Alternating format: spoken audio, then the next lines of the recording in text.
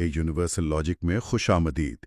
یہاں ہم سائنس کی دنیا کے حیرت انگیز راز، انسانی دماغ کے پیچیدہ نظام، کائنات کے گہرے سوالات اور مشہور سائنسی نظریات کو سادہ، دلچسپ اور قابل فہم انداز میں بیان کرتے ہیں۔ علم کے سفر میں ہمارے ساتھ جڑنے کے لیے چینل کو سبسکرائب کریں۔ آج ہم ایک ایسی کتاب پر گہری نظر ڈال رہے ہیں جو ہماری جدید زندگی کے ایک بہت بڑے اور شاید سب سے پوشیدہ مسئلے کو بے نقاب کرتی ہے۔ کتاب کا نام ہے dopamine nation, finding balance in the age of indulgence, اور اس کی مصنفہ ہیں ڈاکٹر اینا لیمکی، جو اسٹینفورڈ یونیورسٹی میں سائیکائٹری کی پروفیسر اور نشے کی عادیات کی ماہر ہیں۔ جی، اور یہ کتاب بنیادی طور پر اس سائنس کو سمجھاتی ہے کہ لذت یعنی پلیجر اور تکلیف یعنی پین آپس میں کیسے جڑے ہوئے ہیں، اور سب سے اہم بات یہ کہ کیسے ہماری آج کی دنیا جو ہر قسم کی آسائشوں اور فوری خوشیوں سے بھری پڑی ہے، ہمارے دماغ کے اس نازک توازن کو بگاڑ رہی ہے، مطلب ہمیں فائدے کے بجائے نقصان پہنچا رہی ہے۔ بالکل، اور آج کی اس گفتگو میں ہم اس کتاب کے پہلے حصے پر ہی توجہ دیں گے، یعنی اس کا تعارف، جس کا عنوان ہے دی پرابلم۔ ہم یہ سمجھنے کی کوشش کریں گے کہ آخر مصنفہ کے نزدیک اصل مسئلہ ہے کیا، اس کی جڑیں کہاں ہیں، اور یہ آج کے دور میں اتنا سنگین کیوں ہو گیا ہے۔ اچھا، تو کتاب کی شروعات ایک بہت ہی بنیادی خیال سے ہوتی ہے کہ انسان نے اپنی دنیا کو کمی، اسکیرسٹی کی جگہ سے نکال کر بے تحاشا فراوانی یعنی ابنڈنس کی جگہ میں تبدیل کر دیا ہے۔ یہ سننے میں تو بہت اچھی بات لگتی ہے نا، کہ ہمارے پاس ہر چیز موجود ہے، لیکن مصنفہ کہتی ہیں کہ یہی ہماری سب سے بڑی مشکل بن گئی ہے۔ اس کا کیا مطلب ہے؟ دیکھیں، اس کا مطلب یہ ہے کہ تاریخی طور پر انسانی بقا کا سب سے بڑا چیلنج وسائل کی کمی تھا۔ خانہ ڈھونڈنا، محفوظ پناہ گاہ تلاش کرنا، خطرات سے بچنا، یہ سب مشکل کام تھے۔ لیکن آج خاص طور پر ترقی یافتہ ممالک میں صورتحال بالکل الٹ ہے۔ ہمارے پاس ہر چیز کی زیادتی ہے، کھانا، خبریں، معلومات، شاپنگ، گیمنگ، سوشل میڈیا۔ جی، سوشل میڈیا، نشاور اشیاء، ہر وہ چیز جو ہمیں فوری خوشی یا ڈسٹریکشن دے سکتی ہے، وہ 24 گھنٹے ہماری انگلیوں کی ایک جنبش پر دستیاب ہے۔ اور یہ صرف دستیابی نہیں ہے، اس کی مقدار اور شدت بھی وہ پہلے سے کہیں زیادہ ہے۔ کتاب میں ایک بہت ہی چونکا دینے والی مثال دی گئی ہے جو شاید اس پورے مسئلے کا خلاصہ ہے۔ مصنفہ کہتی ہیں، اسمارٹ فون آج کے دور کی ہائپوڈرمک سوئی ہے جو 24 گھنٹے ڈیجیٹل ڈوپامین فراہم کرتی ہے۔ جب میں نے یہ جملہ پڑھا تو ایک لمحے کے لیے رک گیا، یہ کتنا درست ہے۔ یہ ایک بہترین تشبیہ ہے، کیونکہ سوئی کی طرح یہ ڈوز براہ راست ہے، تیز ہے اور بہت طاقتور ہے۔ اور یہ صرف فون تک محدود نہیں۔ مصنفہ کہتی ہیں کہ اگر کسی کو آج تک اپنی پسند کا نشہ نہیں ملا تو وہ بس ایک کلک کی دوری پر ہے۔ لذت حاصل کرنا اتنا آسان، اتنا تیز اور اتنا طاقتور ہو گیا ہے کہ ہم غیر محسوس طور پر اس کے عادی ہوتے جا رہے ہیں۔ یہاں ڈوپامین کا لفظ بار بار آ رہا ہے، جو کتاب کے عنوان میں بھی ہے۔ عام طور پر لوگ اسے خوشی کا کیمیکل یا پلیجر مالیکیول سمجھتے ہیں، لیکن کتاب بتاتی ہے کہ یہ تصویر مکمل نہیں ہے۔ تو آئیے اس کو کھولتے ہیں۔ یہ ڈوپامین آخر ہے کیا، اور یہ اس پوری کہانی میں اتنا مرکزی کیوں ہے؟ دیکھیں، ڈوپامین دماغ میں ایک کیمیائی پیغام رساں ہے جسے نیورو ٹرانسمیٹر کہتے ہیں۔ یہ ارتقائی طور پر بقا کے لیے بہت اہم رہا ہے۔ یہ ہمیں ان چیزوں کی طرف راغب کرتا تھا جو ہماری بقا کے لیے ضروری تھیں، جیسے کھانا، پانی اور جنسی تعلق۔ لیکن کتاب کے مطابق سائنسدان اب اسے کسی بھی چیز کے نشہ آور ہونے کی صلاحیت ناپنے کے لیے ایک پیمانے کے طور پر استعمال کرتے ہیں۔ یہ ایک طرح کی یونیورسل کرنسی ہے، لت کی صلاحیت کو ماپنے کے لیے۔ اچھا، تو جس چیز سے دماغ میں جتنا زیادہ ڈوپامین خارج ہو، ہم کہہ سکتے ہیں کہ وہ چیز اتنی ہی زیادہ نشاور ہے۔ بالکل۔ کتاب میں چوموں پر کی گئی تحقیق کی کچھ حیران کن مثالیں ہیں۔ مثال کے طور پر چاکلیٹ کھانے سے دماغ میں ڈوپامین کی بنیادی سطح 55% تک بڑھ جاتی ہے۔ 55%؟ ٹھیک ہے۔ جنسی عمل سے یہ 100% بڑھتی ہے، نکوٹین سے 150%، کوکین سے 225%۔ اور سب سے زیادہ چونکانے والا عدد ایمفیٹامین کا ہے، جیسے ایڈرال جیسی دوائیں، جن سے ڈوپامین کی سطح 1000% تک بڑھ سکتی ہے۔ جی، 1000%! یہ تو ناقابل یقین ہے۔ اس کا مطلب ہے کہ ایک نشہ آور دوا کا اثر 10 جنسی تجربات کے برابر ڈوپامین پیدا کر سکتا ہے۔ یہ دماغ کے لیے ایک دھماکے جیسا ہوگا۔ یقیناً، اور یہاں ایک اور اہم نقطہ سمجھنا ضروری ہے جو کتاب واضح کرتی ہے۔ ڈوپامین کا تعلق صرف لذت کے احساس سے نہیں ہے، بلکہ اس چیز کو حاصل کرنے کی خواہش، ترغیب یعنی موٹیویشن سے زیادہ ہے۔ یہ وہ کیمیکل ہے جو کہتا ہے جاؤ وہ چیز حاصل کرو، وہ تمہاری بقا کے لیے ضروری ہے۔ یہ ہمیں کسی چیز کے پیچھے بھاگنے پر مجبور کرتا ہے۔ اس کی کوئی مثال کتاب میں دی گئی ہے؟ جی، ایک بہت دلچسپ تحقیق کا ذکر ہے۔ سائنسدانوں نے چوہوں کے دماغ سے ڈوپامین پیدا کرنے والے نیورونز کو غیر فعال کر دیا۔ نتیجہ یہ نکلا کہ وہ چوہے کھانا سامنے پڑے ہونے کے باوجود بھوک سے مر گئے۔ کیا مطلب؟ انہیں بھوک نہیں لگتی تھی؟ نہیں، ایسا نہیں تھا کہ انہیں کھانے میں مزہ نہیں آتا تھا۔ اگر کھانا ان کے منہ میں ڈالا جاتا تو وہ اسے کھا لیتے تھے، لیکن ان میں کھانا حاصل کرنے کی ترغیب ہی ختم ہو گئی تھی۔ اچھا، وہ اس کے لیے اٹھ کر جانے کی زحمت نہیں کرتے تھے۔ تو ڈوپامین پسند کرنے یعنی لائکنگ سے زیادہ چاہنے یعنی وانٹنگ کا کیمیکل ہے، اور جب ہم کہتے ہیں کہ ایمفیٹامین ڈوپامین کو 1000% بڑھاتا ہے تو اس کا مطلب ہے کہ یہ دماغ میں اس چیز کو حاصل کرنے کی خواہش کو 1000 گنا بڑھا دیتا ہے۔ اب مجھے سمجھ آ رہا ہے کہ یہ اتنا خطرناک کیوں ہے۔ بالکل، یہ دماغ کو ہائی جیک کر لیتا ہے۔ 1000% کا یہ عدد دماغ کو ہلا دینے والا ہے۔ اس سے یہ سوال پیدا ہوتا ہے کہ اگر کوئی چیز دماغ میں اتنا بڑا کیمیکل سپائک دے سکتی ہے تو دماغ اس سے خود کو بچانے کے لیے کیا کرتا ہے؟ کیا اس کے پاس کوئی دفاعی نظام ہے؟ کتاب میں اسی حوالے سے وہ ترازو والی مثالیں ہے نا؟ جی، اور یہ کتاب کا سب سے دلچسپ اور مرکزی خیال ہے۔ مصنفہ بتاتی ہیں کہ نیورو سائنس نے دریافت کیا ہے کہ لذت اور تکلیف دماغ کے ایک ہی حصے میں پروسیس ہوتے ہیں، اور یہ ایک دوسرے کے مخالف کام کرتے ہیں، ایک ترازو کی طرح۔ ترازو؟ جی، ایک بیلنس کی طرح۔ جب ہم کوئی پلیشریبل کام کرتے ہیں، جیسے آئس کریم کھاتے ہیں، تو یہ ترازو لذت والے پلڑے کی طرف جھک جاتا ہے۔ لیکن یہ بات تھوڑی عجیب لگتی ہے۔ خوشی کا احساس تو اچھا ہوتا ہے، ہمارا دماغ اس کے بدلے میں ہمیں تکلیف کیوں دے گا؟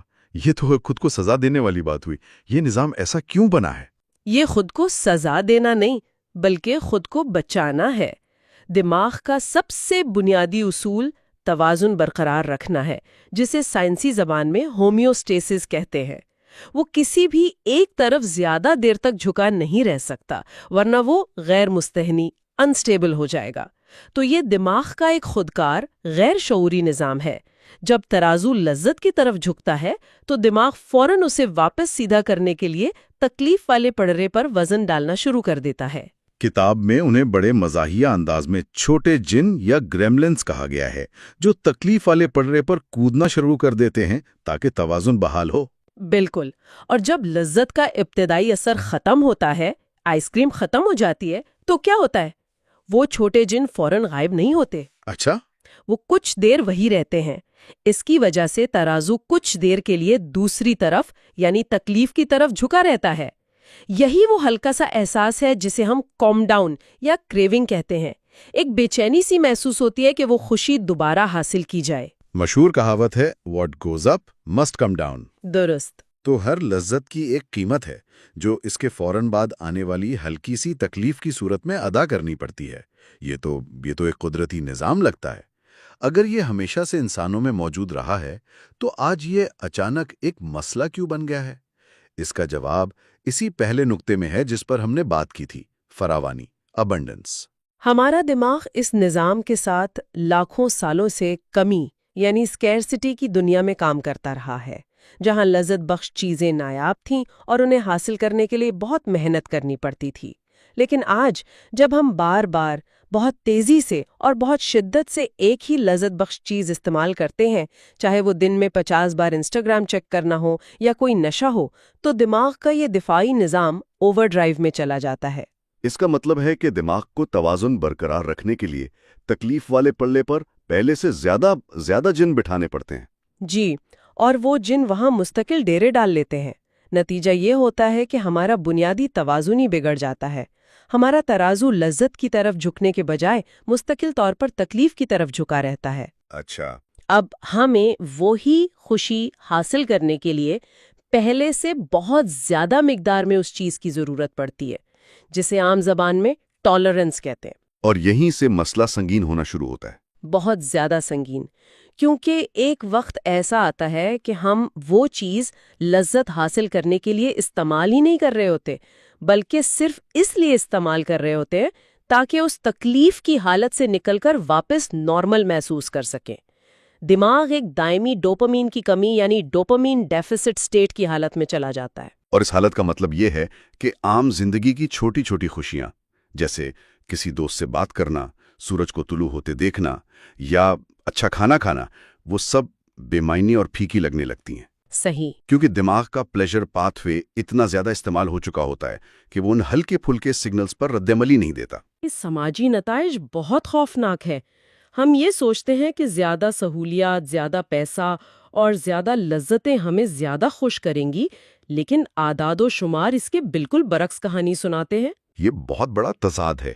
کتاب میں اس حوالے سے کچھ حیران کن اعداد و شمار بھی دیے گئے ہیں۔ ورلڈ ہیپینس رپورٹ کا حوالہ ہے کہ امریکہ جیسا امیر ملک جہاں ہر سہولت موجود ہے، 2008 کے مقابلے میں 2018 میں وہاں کے لوگ اوسطاً زیادہ ناخوش تھے۔ صرف یہی نہیں، ایک اور تحقیق میں جب 30 ممالک کے لوگوں سے پوچھا گیا کہ انہیں کتنی بار جسمانی تکلیف محسوس ہوتی ہے، تو امریکیوں نے دنیا کے دیگر ممالک کے مقابلے میں سب سے زیادہ تکلیف رپورٹ کی۔ سب سے زیادہ؟ جی، 34% امریکیوں نے کہا کہ انہیں اکثر یا بہت اکثر تکلیف ہوتی ہے، جبکہ چین میں یہ شرح 19% اور جاپان میں صرف 18% تھی۔ یہ تو ناقابل یقین ہے۔ ایک طرف بے تحاشا دولت، ٹیکنالوجی اور سہولیات، اور دوسری طرف بڑھتی ہوئی ناخوشی اور جسمانی تکلیف کا احساس۔ مصنفہ اس تضاد کی کیا وجہ بتاتی ہیں؟ اس کی بنیادی وجہ یہی پلیجر پین بیلنس ہے۔ ہم تکلیف سے بچنے کی جتنی زیادہ کوشش کر رہے ہیں، اتنا ہی زیادہ تکلیف میں مبتلا ہو رہے ہیں۔ ہر چھوٹی بے چینی، ہر بوریت کے لمحے کو ہم فوراً اپنے فون یا کسی اور ڈسٹریکشن سے بھر دیتے ہیں۔ ہم نے اپنے دماغ کو تکلیف برداشت کرنے کی تربیت دینا ہی چھوڑ دیا ہے، جس کی وجہ سے ہمارا تکلیف برداشت کرنے کا پیمانہ بہت نیچے آ گیا ہے۔ اور ہم چھوٹی چھوٹی باتوں پر بھی شدید تکلیف محسوس کرتے ہیں۔ جی بالکل۔ آخر میں کتاب میں ایک اور زبردست مثال دی گئی ہے۔ ہم ایک ایسے کیکٹس کی طرح ہیں جو بارش کے جنگل میں آ گیا ہو۔ کیکٹس صحرا کے لیے بنایا جہاں پانی کم ہوتا ہے۔ اگر آپ اسے بارش کے جنگل میں رکھ دیں گے جہاں ہر وقت پانی برستا ہے تو وہ گل جائے گا۔ یہی حال ہمارے دماغ کا ہے۔ ہمارا دماغ کمی کی دنیا کے لیے بنا تھا، اور ہم اسے فراوانی کے ایک ایسے سیلاب میں ڈبو رہے ہیں جس کے لیے وہ تیار ہی نہیں تھا۔ اس بے تحاشا ڈوپامین کی وجہ سے ہمارا دماغی نظام گل رہا ہے۔ تو آج کی گفتگو کا خلاصہ یہ ہے کہ ڈوپامین نیشن کا بنیادی مسئلہ یہ ہے کہ ہم لذت کی بہتات کے دور میں جی رہے ہیں۔ اس زیادتی نے ہمارے دماغ کے قدرتی لذت اور تکلیف کے ترازو کا توازن بگاڑ دیا ہے، اور ہم مسلسل لذت کے پیچھے بھاگ کر نادانستہ طور پر خود کو ایک دائمی تکلیف کی حالت میں ڈھکیل رہے ہیں، جس کی وجہ سے ہم تاریخ کے سب سے امیر اور سہولت یافتہ دور میں ہونے کے باوجود پہلے سے زیادہ ناخوش اور تکلیف میں ہیں۔ یہ ایک بہت گہری اور اہم بحث کی شروعات ہے کہ اس نئے ماحول میں ہم توازن کیسے تلاش کریں اور اپنی زندگی کو اس بے تحاشا ڈوپامین کے سیلاب سے کیسے بچائیں۔ یہ سمجھنا پہلا قدم ہے۔ اگلے حصے میں ہم دی پرسوٹ آف پلیجر پر بات کریں گے اور جانیں گے کہ انسان لذت کے پیچھے کیوں دوڑ رہا ہے۔ پچھلی بار ہم نے ڈاکٹر اینا لیمکے کی زبردست کتاب ڈوپامین نیشن پر بات شروع کی تھی، اور آج وہیں سے گفتگو کو آگے بڑھاتے ہیں۔ جی، کتاب کا پورا عنوان ہے dopamine nation, finding balance in the age of indulgence. اور آج ہم کتاب کے پہلے حصے پر گہرائی میں بات کریں گے، جس کا عنوان ہے دی پرسیوٹ آف پلیجر، یعنی لذت کی تلاش۔ بالکل، اس میں ہم پہلے 3 ابواب کو دیکھیں گے۔ Chapter 1 our masturbation machines, running from pain, اور chapter 3 the pleasure pain balance.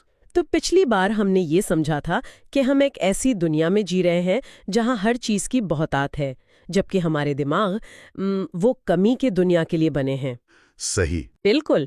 اور یہ صرف اسمارٹ فون کی بات نہیں ہے۔ کتاب میں ایک اصطلاح استعمال ہوئی ہے، لمبک کیپٹلزم۔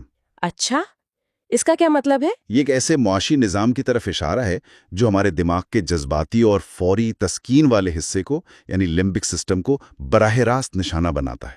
مطلب ہماری خواہشات کو؟ جی، ٹیکنالوجی نے نہ صرف لذت والی چیزوں تک ہماری رسائی آسان کر دی ہے، بلکہ ان کی اقسام، ان کی طاقت اور ان کی شدت میں بھی بے پناہ اضافہ کر دیا ہے۔ یعنی ہر چیز اب صرف ایک کلک کی دوری پر ہے۔ لیکن کتاب اس بات کو سمجھانے کے لیے ایک بہت ہی عجیب مثال دیتی ہے، ایک مریض کی، جیکب کی۔ جی، جیکب کی کہانی اس کتاب کے مرکز میں ہے۔ وہ ایک بہت ذہین نوجوان انجینئر تھا، لیکن سماجک طور پر بہت تنہا محسوس کرتا تھا۔ اچھا۔ تو اپنی اسی تنہائی اور جنسی فرسٹریشن سے نمٹنے کے لیے اس نے ایک ایسی مشین بنائی جو اسے orgasm کے بغیر گھنٹوں تک جنسی لذت کی انتہا پر رکھ سکتی تھی۔ یہ سننے میں ہی بہت عجیب لگتا ہے، لیکن اس کہانی کا مقصد کیا ہے؟ یہی نکتہ ہے۔ مصنفہ کہتی ہیں کہ جب انہوں نے پہلی بار جیکب کی کہانی سنی تو انہیں بھی یہ بہت عجیب لگی، لیکن پھر انہیں احساس ہوا کہ یہ کہانی صرف جیکب کی نہیں بلکہ ایک طرح سے ہم سب کی ہے۔ بالکل، ہم سب اپنی اپنی مشینوں میں مصروف ہیں۔ کسی کے لیے یہ مشین سوشل میڈیا ہے، کسی کے لیے video games, online shopping. جی کچھ بھی ہو سکتا ہے۔ یہ سب چیزیں ہمیں فوری اور شدت لذت دیتی ہیں اور ہمیں اپنے چکر میں پھنسا لیتی ہیں۔ اور مصنفہ صرف دوسروں کی مثالیں نہیں دیتی، انہوں نے اپنی مثال بھی شامل کی ہے نا؟ وہ بتاتی ہیں کہ وہ خود کیسے مافوق الفطرت رومانوی ناول پڑھنے کی عادی ہو گئی تھیں۔ جی، پیرانارمل رومانس ناولز۔ اور وہ بتاتی ہیں کہ کنڈل جیسی ٹیکنالوجی نے اس عادت کو کیسے ہوا دی۔ پہلے کتاب خریدنے کے لیے دکان پر جانا پڑتا تھا، ایک سماجی عمل تھا، تھوڑی محنت لگتی تھی۔ بالکل، لیکن کنڈل پر آپ ایک کتاب ختم کرتے ہیں اور اگلی کتاب صرف ایک کلک کی دوری پر ہے۔ کوئی رکاوٹ نہیں، کوئی انتظار نہیں۔ یہی جدید دور کی لت کا بنیادی فارمولا ہے۔ رسائی، مقدار اور نیاپن۔ تو یہ صرف قوت ارادی کی کمی نہیں لگتی، اس کے پیچھے کوئی حیاتیاتی، کوئی بایولوجیکل وجہ ہونی چاہیے جو ہمیں اس چکر میں پھنسا دیتی ہے۔ بالکل، اور وہی اس کتاب کا مرکزی نقطہ ہے۔ اس کا تعلق ہمارے دماغ کے ایک کیمیکل سے ہے جسے ڈوپامین کہتے ہیں۔ ڈوپامین۔ کتاب اسے کسی بھی تجربے کے ایڈکٹیو پوٹینشل یعنی لت بننے کی صلاحیت کو ناپنے کا ایک آفاقی پیمانہ کہتی ہے۔ آفاقی پیمانہ؟ مطلب کوئی چیز ہمارے دماغ کے انعام والے راستے میں یعنی ریوارڈ پاتھ وے میں جتنی تیزی سے اور جتنا زیادہ ڈوپامین خارج کرتی ہے وہ اتنی ہی زیادہ لت بننے کی صلاحیت رکھتی ہے۔ کتاب میں اس کو سمجھانے کے لیے کچھ اعداد و شمار بھی دیے گئے ہیں جو واقعی آنکھیں کھول دیتے ہیں۔ جی ہاں، ایک تحقیق کا حوالہ دیا گیا ہے جس کے مطابق اگر ہم دماغ میں ڈوپامین کے بنیادی لیول کو بیس لائن مان لیں تو چاکلیٹ کھانے سے ڈوپامین میں 55% اضافہ ہوتا ہے۔ اچھا۔ سیکس سے 100%، نکوٹین سے 150%، کوکین سے 225%۔ اور ایمفیٹامین کا بھی ذکر ہے۔ جی، اور ایمفیٹامین جو کہ ایک بہت طاقتور ڈرگ ہے، اس سے ڈوپامین میں 1000% تک اضافہ ہوتا ہے۔ 1000%؟ جی، یہ عدد تو ناقابل یقین ہے۔ مطلب یہ کہ ہمارا دماغ قدرتی خوشیوں اور مصنوعی ڈرگز کے بیچ فرق کرنے کے لیے بنا ہی نہیں ہے۔ وہ بس ڈوپامین کی مقدار دیکھتا ہے۔ اور اس حساب سے تو ایک بار ایمفیٹامین لینا 10 بار سیکس کرنے کے برابر ڈوپامین کا رش دیتا ہے۔ یہ تو واقعی ہمارے دماغ کے سسٹم کو ہائی جیک کرنے والی بات ہے۔ بالکل، اور اگر ہم جیکب کی کہانی پر واپس جائیں تو انٹرنیٹ کے آنے سے اس کی لت اور بھی بگڑ گئی۔ کیسے؟ انٹرنیٹ نے اسے آن لائن پورنوگرافی تک لامحدود اور آسان رسائی دے دی، جس کی وجہ سے وہ اپنی پڑھائی اور نوکری پر توجہ نہیں دے پایا اور تقریباً فیل ہو گیا۔ اور کتاب میں ایک اور دلچسپ بات لکھی ہے کہ انٹرنیٹ نے اسے ایسی چیزوں سے بھی متعارف کرایا جن کا اس نے کبھی تصور بھی نہیں کیا تھا۔ جی، اسے آن لائن ایسی کمیونٹیز ملیں جہاں لوگ جنسی لذت کے لیے بجلی کے جھٹکے استعمال کرتے تھے۔ یہ چیز اسے پہلے بہت عجیب لگی۔ یقیناً لگی ہوگی۔ لیکن جب اس نے سینکڑوں لوگوں کو اس پر بات کرتے دیکھا تو اس کے لیے یہ نارمل ہو گئی۔ کتاب اسے سماجی پھیلاؤ یا سوشل کنٹیجن کہتی ہے۔ یعنی آن لائن رویے دیکھ کر ہماری اپنی حدیں بدل جاتی ہیں۔ جی، اچھا، یہ سب تو سمجھ آتا ہے کہ لذت اچھی لگتی ہے اور ہم اس کے پیچھے بھاگتے ہیں، لیکن کتاب کا سب سے حیران کن دعویٰ تو یہ ہے کہ یہی لذت کی تلاش ہمیں تکلیف کی طرف لے جاتی ہے۔ یہ بات تھوڑی ہضم کرنا مشکل ہے۔ یہی اس کتاب کا سب سے بڑا آہا مومنٹ ہے۔ اسے سمجھنے کے لیے کتاب پلیزر پین بیلنس یعنی لذت اور درد کے توازن کا تصور پیش کرتی ہے۔ توازن کا تصور؟ جی، یوں سمجھیں کہ ہمارے دماغ میں ایک ترازو ہے۔ جب ہم کوئی پلیجریبل کام کرتے ہیں جیسے آئس کریم کھاتے ہیں تو ڈوپامین خارج ہوتا ہے اور یہ ترازو لذت یعنی پلیزر کی طرف جھک جاتا ہے۔ ٹھیک ہے، یہ تو سیدھی سی بات ہے۔ لیکن ہمارا دماغ کسی بھی ایک حالت میں زیادہ دیر رہنا پسند نہیں کرتا۔ وہ ہمیشہ توازن میں رہنا چاہتا ہے، جسے سائنس کی زبان میں ہومیوسٹیسس کہتے ہیں۔ تو دماغ اس جھکاؤ کو ٹھیک کرنے کے لیے کیا کرتا ہے؟ وہ ترازو کے دوسرے پڑلے یعنی درد والے پڑلے پر وزن ڈالنا شروع کر دیتا ہے۔ اچھا۔ لیکن یہاں ایک بہت اہم نقطہ ہے، دماغ صرف ترازو کو برابر نہیں کرتا، بلکہ وہ ایک قدم آگے بڑھ کر اسے دوسری طرف یعنی درد کی طرف اتنا ہی جھکا دیتا ہے جتنا وہ پہلے لذت کی طرف جھکا تھا۔ اچھا، تو ہر خوشی کے بعد ایک طرح کی تکلیف یا کمی کا احساس ہوتا ہے جو دماغ کا قدرتی رد عمل ہے، اسی کو ہم کم ڈاؤن یا کریونگ کہتے ہیں۔ بالکل وہی مشہور کہاوت ہے، what goes up must come down. جو چیز اوپر جاتی ہے وہ نیچے بھی آتی ہے۔ یہ ہمارے دماغ کا بنیادی اصول ہے۔ جی، لیکن مسئلہ تب شروع ہوتا ہے جب ہم اس ترازو کو بار بار اور بہت تیزی سے لذت کی طرف جھکاتے ہیں۔ تو پھر کیا ہوتا ہے؟ جب ہم بار بار ایک ہی لذت حاصل کرتے ہیں تو ہمارا دماغ اس کا عادی ہو جاتا ہے۔ اسے ٹالرنس کہتے ہیں۔ اچھا۔ اس کا نتیجہ یہ ہوتا ہے کہ وقت کے ساتھ ساتھ اسی چیز سے ملنے والی لذت کا احساس کم اور مختصر ہو جاتا ہے، جبکہ اس کے بعد آنے والا درد کا احساس زیادہ شدید اور طویل ہوتا جاتا ہے۔ اچھا، تو اسی لیے پہلی بار جو مزہ آتا ہے وہ بعد میں نہیں آتا؟ ہمیں وہی احساس پانے کے لیے زیادہ کافی پینی پڑتی ہے یا نیٹ فلکس کی اگلی قسط فوراً دیکھنی پڑتی ہے؟ بالکل، آپ کو وہی لذت حاصل کرنے کے لیے پہلے سے زیادہ مقدار یا زیادہ شدت کی ضرورت پڑتی ہے، اور اس کے بعد کی تکلیف بھی بڑھ جاتی ہے۔ اور یہ ایک نہ ختم ہونے والا چکر بن جاتا ہے۔ جی، جو ہمیں سیدھا لت کی طرف لے جاتا ہے۔ تو اس مسلسل چکر کا ہمارے دماغ پر طویل مدتی اثر کیا ہوتا ہے؟ کیا یہ ترازو ہمیشہ کے لیے خراب ہو جاتا ہے؟ ایک طرح سے ہاں، مسلسل اور شدید لذت کے حصول کا نتیجہ یہ ہوتا ہے کہ ہمارا دماغی ترازو مستقل طور پر درد کی طرف جھک جاتا ہے۔ مستقل طور پر؟ جی، ہمارا ہیڈونک سیٹ پوائنٹ یعنی خوشی کا بنیادی معیار ہی بدل جاتا ہے۔ اب ہم خوشی کی حالت میں نہیں رہتے، بلکہ ایک دائمی کمی یا درد کی حالت میں چلے جاتے ہیں۔ کتاب اسے ڈوپامین ڈیفیسٹ اسٹیٹ کہتی ہے نا؟ بالکل، اس حالت میں ہمیں چھوٹی چھوٹی چیزوں سے خوشی ملنا بند ہو جاتی ہے، اور ہم ہر وقت تھوڑا بے چین، چڑچڑے اور ناخوش رہتے ہیں۔ یعنی خوشی کے پیچھے بھاگتے بھاگتے ہم وہاں پہنچ جاتے ہیں جہاں خوشی محسوس کرنے کی صلاحیت ہی ختم ہو جاتی ہے۔ یہ تو بہت خوفناک بات ہے۔ کتاب میں اس کے لیے ایک بہت گہری بات لکھی ہے۔ کون سی؟ Hedonism, the pursuit of pleasure for its own sake, leads to anhedonia, which is the inability to enjoy pleasure of any kind. یعنی صرف لذت کے پیچھے بھاگنا بالآخر ہر قسم کی لذت محسوس کرنے کی صلاحیت ہی ختم کر دیتا ہے۔ بالکل۔ اور شاید یہی وجہ ہے کہ آج امیر ممالک میں جہاں تاریخ میں سب سے زیادہ سہولیات اور لذتیں موجود ہیں، وہاں ڈپریشن، اینزائٹی اور خودکشی کی شرح بھی بہت زیادہ ہے۔ درست۔ کتاب کہتی ہے کہ ہماری پریشانی کی وجہ یہ ہو سکتی ہے کہ ہم ہر وقت پریشانی سے بچنے کی کوشش کر رہے ہیں۔ واہ! ہم ہر چھوٹی سے چھوٹی تکلیف، ہر لمحے کی بوریت سے بھاگتے ہیں اور خود کو مسلسل تفریح اور ڈسٹریکشنز میں مصروف رکھتے ہیں۔ ہم سمجھتے ہیں کہ ہم خوشی کی طرف بھاگ رہے ہیں، لیکن در حقیقت ہم اپنے آپ کو ایک ایسے گڑھے میں دھکیل رہے ہیں جہاں خوشی محسوس کرنا ہی ناممکن ہو جاتا ہے۔ تو یہ تمام کوشش ہمیں فائدہ پہنچانے کے بجائے الٹا نقصان پہنچا رہی ہے۔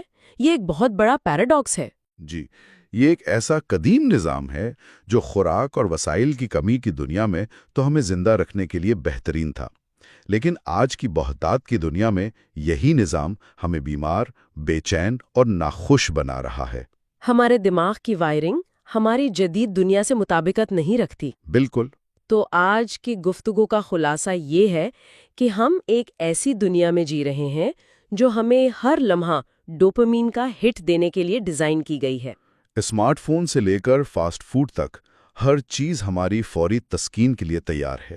لیکن ہمارے دماغ کا قدرتی پلیجر پین بیلنس اس کے لیے نہیں بنا۔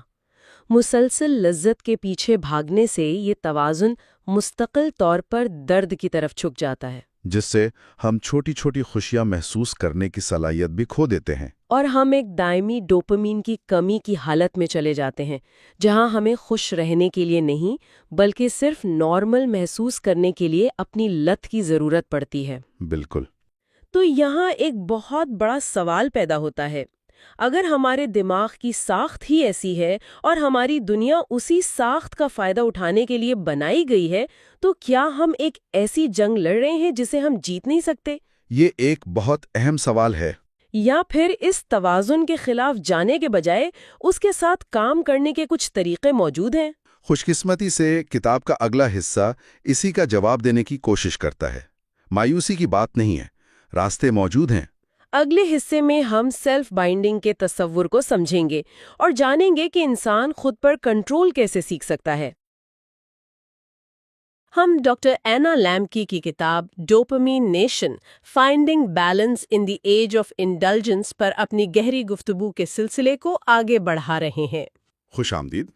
جی، پچھلی بار ہم نے اس بنیادی خیال پر بات کی تھی کہ ہمارا دماغ خوشی اور تکلیف کے ایک نازک ترازو پر کام کرتا ہے۔ ہاں، اور یہ کہ وہ ترازو اصل میں قلت یعنی اسکیرسٹی کی دنیا کے لیے بنا تھا۔ بالکل، لیکن آج ہم فراوانی کی دنیا میں جی رہے ہیں اور وہیں سے سارے مسائل شروع ہوتے ہیں۔ صحیح۔ تو آج ہم کتاب کے تیسرے حصے سیلف بائنڈنگ پر بات کریں گے، جس میں باب نمبر 4، 5 اور 6 شامل ہیں۔ ہم اسے یوں دیکھ سکتے ہیں کہ ہم اس جنگ کے 3 محاذوں کا جائزہ لیں گے۔ اچھا۔ پہلا، سسٹم کو ریسیٹ کرنے کے لیے ایمرجنسی بٹن کیا ہے؟ دوسرا، روزمرہ کی زندگی میں اپنی کمزوریوں کے خلاف دفاعی دیواریں کیسے کھڑی کی جائیں؟ اور تیسرا؟ اور آخر میں وہ خوفناک سوال کہ کیا ہو اگر یہ سسٹم مستقل طور پر ٹوٹ چکا ہو؟ یہ ایک بہترین خاکہ ہے۔ تو آئیے پہلے محاذ سے شروع کرتے ہیں۔ ایمرجنسی بٹن، یہ ہمیں باب 4 کی طرف لاتا ہے، جس کا عنوان ہے ڈوپامین فاسٹنگ۔ یہ ڈوپامین فاسٹنگ کی اصطلاح آج کل ہر جگہ سننے کو ملتی ہے۔ لوگ کہتے ہیں کہ وہ اپنے دماغ کو ڈی ٹاکس کر رہے ہیں۔ کیا یہ واقعی ممکن بھی ہے؟ کیا ہم اپنے دماغ سے ڈوپامین کو ختم کر سکتے ہیں؟ یہ ایک بہت عام غلط فہمی ہے۔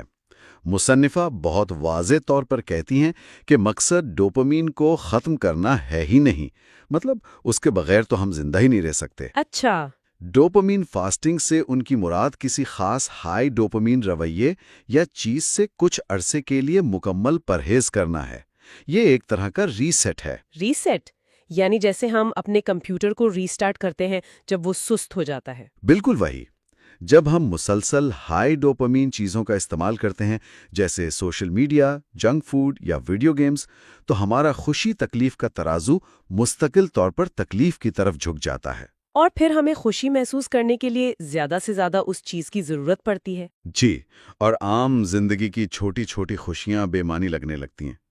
تو یہ فاسٹ، یہ پرہیز اس ترازو کو واپس اپنی قدرتی متوازن حالت میں لانے کا ایک موقع دیتا ہے۔ تو یہ کتنے عرصے کا ہونا چاہیے؟ 1 یا 2 دن؟ مصنفہ کم از کم 4 ہفتوں کا مشورہ دیتی ہے۔ 4 ہفتے؟ یہ سننے میں بہت زیادہ لگتا ہے۔ جی، اور اس کی وجہ دماغ کی نیورو پلاسٹیسٹی ہے، یعنی خود کو بدلنے اور نئے کنیکشنز بنانے کی صلاحیت۔ دماغ کو پرانے راستے بھلا کر نئے صحت مند راستے بنانے کے لیے اتنا وقت چاہیے۔ لیکن آج کی دنیا میں کسی ایسی چیز سے 4 ہفتے دور رہنا جو ہماری عادت بن چکی ہو، وہ تو تقریباً ناممکن محسوس ہوتا ہے۔ مشکل ضرور ہے، لیکن مصنفہ کے مطابق اس کے بغیر ہم اپنی عادت کی اصل نوعیت کو سمجھ ہی نہیں سکتے۔ اسی لیے وہ ایک بہت ہی عملی فریم ورک پیش کرتی ہیں، جسے انہوں نے ڈوپامین کا نام دیا ہے۔ اچھا، آئیے اس فریم ورک کو سمجھتے ہیں۔ اس کا کیا مطلب ہے؟ اس فریم ورک کا کمال یہ ہے کہ یہ آپ کو کوئی بھی تبدیلی لانے سے پہلے اپنے ہی دماغ کا جاسوس بننے پر مجبور کرتا ہے۔ دلچسپ۔ آپ مسئلے کو سمجھے بغیر اس کا حل کیسے تلاش کر سکتے ہیں؟ تو پہلے 3 حروف ہیں DO اور P، یعنی ڈیٹا، آبجیکٹیوز اور پرابلمز۔ یعنی ڈیٹا اکٹھا کریں، میں کیا کر رہا ہوں، کتنا اور کب۔ بالکل۔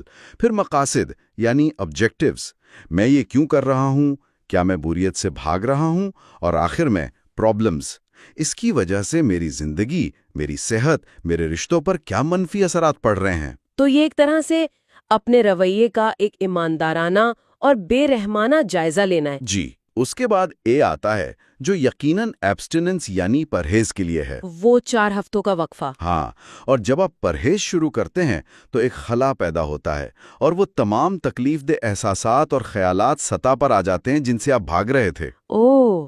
یہ ہمیں اگلے 2 حروف ایم اور آئی کی طرف لاتا ہے، مائنڈفلنس اور انسائٹ، یعنی ذہن کی آگاہی اور بصیرت۔ مطلب ان تکلیف دہ احساسات سے بھاگنے کے بجائے ان کا سامنا کرنا۔ بالکل، انہیں بغیر کسی فیصلے کے صرف ایک مبصر کی طرح دیکھنا۔ جب آپ ایسا کرتے ہیں تو آپ کو گہری بصیرت حاصل ہوتی ہے کہ آپ کی عادت دراصل کس گہرے مسئلے کا ایک عارضی حل تھی۔ اور جب یہ فاسٹ ختم ہوتا ہے تو آخری 2 حروف این اور ای کام آتے ہیں، نیکسٹ اسٹیپس اور ایکسپیریمنٹ۔ جی، آپ اس بصیرت کی بنیاد پر فیصلہ کرتے ہیں کہ اب آگے کیا کرنا ہے۔ اور کتاب یہی کہتی ہے کہ زیادہ تر لوگ مکمل پرہیز کے بجائے اعتدال کے ساتھ اس چیز کو اپنی زندگی میں واپس لانا چاہتے ہیں۔ جی، اور یہیں سے ہماری گفتگو اس جنگ کے دوسرے محاذ کی طرف جاتی ہے۔ اگر فاسٹ ایک ایمرجنسی ریسیٹ بٹن ہے تو روزمرہ کی زندگی میں کیا کریں؟ آپ اس طویل جنگ کے لیے مستقل دفاع کیسے تیار کرتے ہیں؟ اور یہیں سے وہ تصور آتا ہے سیلف بائنڈنگ کا۔ بالکل، جس پر باب 5 بات کرتا ہے، سیلف بائنڈنگ۔ سیلف بائنڈنگ یعنی خود کو باندھنا۔ یہ سننے میں تھوڑا عجیب لگتا ہے، اپنی ہی خوشی کے راستے میں رکاوٹیں کھڑی کرنے جیسا۔ ہم ایسا کیوں کریں گے بھلا؟ کیونکہ ہماری قوت ارادی یعنی ول پاور ایک بیٹری کی طرح ہے، وہ دن بھر کے استعمال سے ختم ہو جاتی ہے۔ صحیح۔ جب آپ تھکے ہوئے ہوں یا تناؤ کا شکار ہوں تو صرف قوت ارادی پر انحصار کرنا اکثر ناکامی کا باعث بنتا ہے۔ سیلف بائنڈنگ کا مطلب ہے کہ خواہش پیدا ہونے سے پہلے ہی جب آپ کا دماغ صاف ہو، آپ اپنے اور اس چیز کے درمیان رکاوٹیں کھڑی کر دیں۔ یعنی یہ اپنی کمزوری کو تسلیم کرنے کا عمل ہے۔ جی، اور اس کے لیے منصوبہ بندی کرنے کا عمل ہے۔ یہاں سے بات واقعی دلچسپ ہو جاتی ہے۔ کتاب ان رکاوٹوں کو 3 اقسام میں تقسیم کرتی ہے: جگہ، وقت اور معنی۔ آئیے اسپیس یعنی جگہ سے شروع کرتے ہیں۔ جگہ کا مطلب ہے کہ اپنے اور اپنی پسند کی چیز کے درمیان حقیقی طبی فاصلہ پیدا کرنا۔ اس کی سب سے بہترین مثال قدیم یونانی کہانی میں اوڈیسیس کی ہے، جو خود کو جہاز کے ماستول سے باندھ لیتا ہے تاکہ وہ سائرنس کے گیتوں سے بچ سکے۔ ہاں، وہ گیت جو ملاحوں کو موت کی طرف کھینچتے تھے۔ بالکل۔ وہ جانتا تھا کہ وہ اپنی قوت ارادی پر بھروسہ نہیں کر سکتا۔ یہ تو بالکل ویسا ہے جیسے میں اچھے بسکٹ گھر لاتی ہوں تو انہیں کچن میں سب سے اونچے شیلف پر چھپا دیتی ہوں تاکہ مجھے کرسی لانی پڑے۔ بالکل۔ اور بس اتنی سی محنت ہی اکثر مجھے رات کو بسکٹ کھانے سے روکنے کے لیے کافی ہوتی ہے۔ آپ نے بالکل صحیح سمجھا۔ مصنفہ خود اپنی مثال دیتی ہیں کہ انہوں نے اپنے کنڈل سے چھٹکارا حاصل کر لیا تھا۔ کیوں؟ کیونکہ اس پر کتابیں فوراً دستیاب تھیں، جس کی وجہ سے وہ رات گئے تک کمپلسو ریڈنگ کا شکار ہو گئی تھیں۔ فزیکل کتاب خریدنے کے لیے جو اضافی محنت درکار ہوتی ہے وہ ایک قدرتی رکاوٹ کا کام کرتی ہے۔ ٹھیک ہے، دوسری قسم ہے ٹائم یعنی وقت۔ اس میں کیا حکمت عملی شامل ہے؟ اس میں وقت کی حدود مقرر کرنا شامل ہے۔ مثال کے طور پر یہ فیصلہ کرنا کہ میں سوشل میڈیا صرف شام 5 بجے کے بعد 30 منٹ کے لیے استعمال کروں گا، یا ویڈیو گیم صرف ہفتے کے آخر میں کھیلوں گا۔ اچھا، 1 منٹ۔ وقت کی پابندی لگانا تو سمجھ میں آتا ہے، لیکن کیا یہ صرف قوت ارادی کی ایک اور قسم نہیں؟ اگر میں خود سے کہوں کہ میں 5 بجے کے بعد سوشل میڈیا استعمال کروں گی تو 4:55 پر میری قوت ارادی ہی تو مجھے روک رہی ہوگی۔ یہ ایک بہترین سوال ہے۔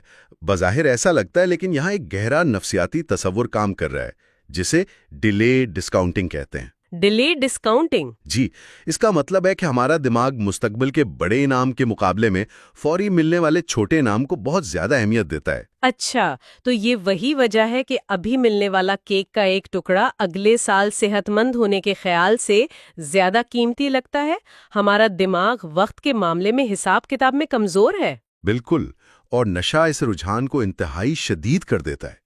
کتاب ایک تحقیق کا حوالہ دیتی ہے جو بتاتی ہے کہ نشے کے عادی افراد کا مستقبل کا تصور بہت سکڑ جاتا ہے۔ ایک مطالعے کے مطابق ایک صحت مند شخص کا مستقبل کا تصور تقریباً 5 سال پر محیط ہو سکتا ہے، جبکہ ایک ہیروئن کے عادی شخص کے لیے یہ محض 9 دن کا ہو سکتا ہے۔ 9 دن؟ یہ تو حیران کن ہے۔ اس کا مطلب یہ نہیں کہ عادی شخص کو مستقبل کی پرواہ نہیں، بلکہ اس کا دماغ وہ مستقبل کو دیکھ ہی نہیں پاتا۔ اس کا مستقبل کل یا پرسوں ختم ہو جاتا ہے۔ یہ تو پورے مسئلے کو ہی بدل دیتا ہے۔ جی، اور وقت پر مبنی پابندیاں جیسے کسی چیز کے لیے انتظار کرنا ہمارے دماغ کے اس حصے کو دوبارہ تربیت دیتی ہیں جو طویل مدتی سوچ کا ذمہ دار ہے۔ یہ ہمیں صبر سکھاتی ہیں۔ واہ! اور تیسری قسم ہے میننگ یعنی معنی۔ یہ کیٹیگری تھوڑی پیچیدہ لگتی ہے، اس سے کیا مراد ہے؟ اس کا تعلق رویوں کی درجہ بندی اور ان کے پیچھے چھپے معنی کو بدلنے سے ہے۔ آپ نہ صرف اپنی پسند کی چیز سے پرہیز کرتے ہیں بلکہ ان تمام چیزوں سے بھی بچتے ہیں جو اس کی طرف لے جانے والے محرکات یعنی ٹریگرز کا کام کرتی ہیں۔ جیسے جوئے کا عادی شخص صرف جوئے سے نہیں بچتا بلکہ وہ ٹی وی پر کھیلوں کے میچ دیکھنے سے بھی پرہیز کر سکتا ہے۔ بالکل، کیونکہ وہ اسے جوئے کی یاد دلاتا ہے۔ تو یہ ایک قدم پیچھے ہٹ کر ان تمام راستوں کو بند کرنا ہے جو منزل تک لے جاتے ہیں۔ جی، اور اس میں سب سے دلچسپ حکمت عملی اس چیز کے ساتھ اپنے تعلق اور اس کے معنی کو بدلنا ہے۔ کتاب میں ایک مریضہ کی مثال ہے جو شراب نوشی چھوڑنے کی کوشش کر رہی تھی۔ اس نے اپنے فریج میں بیئر کی صرف ایک بوتل رکھی ہوئی تھی۔ یہ تو بالکل الٹا لگ رہا ہے۔ کیا آپ کہنا چاہ رہے ہیں کہ ٹیمپٹیشن پر قابو پانے کا بہترین طریقہ یہ ہے کہ اسے روزانہ اپنے سامنے رکھا جائے؟ یہ تو زیادہ تر لوگوں کے لیے ناکامی کا نسخہ لگتا ہے۔ بظاہر ایسا ہی لگتا ہے، لیکن اس مریضہ کے لیے وہ بوتل ٹیمپٹیشن کے بجائے نہ پینے کے انتخاب کی علامت بن گئی تھی۔ انتخاب کی علامت؟ جی، وہ اسے ٹوٹمک بیئر کہتی تھی۔ اسے دیکھ کر اسے روزانہ یہ یاد آتا تھا کہ وہ اپنی مرضی سے، اپنی طاقت سے نہ پینے کا فیصلہ کر رہی ہے۔ اس نے ایک منفی محرک کو اپنی طاقت کی ایک مثبت علامت میں تبدیل کر دیا۔ یہ تو سوچ کو بدل دینے والا تصور ہے۔ یہ حکمت عملیاں بہت طاقتور ہیں، لیکن یہ سب اس مفروضے پر مبنی ہے کہ توازن کو بحال کیا جا سکتا ہے۔ یہاں سے ہم اس جنگ کے سب سے مشکل اور خوفناک محاذ پر پہنچتے ہیں جس پر باب 6 بات کرتا ہے، اے بروکن بیلنس۔ کیا ہو اگر یہ توازن مستقل طور پر ٹوٹ چکا ہو؟ بالکل، اور یہ ایک بہت اہم اور متنازع موضوع ہے۔ کیا کچھ دماغوں میں ہومیوسٹیسس یعنی قدرتی توازن کو بحال کرنے کی صلاحیت ہمیشہ کے لیے ختم ہو جاتی ہے؟ مصنفہ ایک ایسے مریض کی مثال دیتی ہیں جو اوپیوئڈ کی لت کے علاج کے لیے استعمال ہونے والی دوا بیوپرینورفین لیتا ہے۔ اچھا، وہ مریض محسوس کرتا ہے کہ اسے صرف نارمل محسوس کرنے کے لیے اس دوا کی ضرورت ہے، خوشی کے لیے نہیں۔ یعنی کیمیائی عدم توازن یا کیمیکل امبیلنس کا نظریہ جسے درست کرنے کے لیے مستقل دوا کی ضرورت ہو۔ یہ نظریہ تو ڈپریشن اور دیگر ذہنی بیماریوں کے حوالے سے بہت عام ہے۔ جی، اور مصنفہ اس نظریے پر سوال اٹھاتی ہیں۔ وہ کہتی ہیں کہ اس نظریے کو دوا ساز کمپنیوں نے بہت فروغ دیا ہے، لیکن اس کے پیچھے سائنسی ثبوت بہت کمزور ہیں۔ وہ یہ بھی بتاتی ہیں کہ نسخے پر ملنے والی دوائیں، چاہے وہ اینٹی ڈپریسنٹس ہوں یا درد کش ادویات، وہ خود بھی طویل مدتی استعمال سے ہمارے ڈوپامین کے نظام کو متاثر کر سکتی ہیں اور توازن کو مزید خراب کر سکتی ہیں۔ تو اس کا مطلب ہے کہ جو چیز مسئلہ حل کرنے کے لیے دی جا رہی ہے وہ خود بھی طویل مدت میں مسئلے کا حصہ بن سکتی ہے۔ ممکنہ طور پر ہاں۔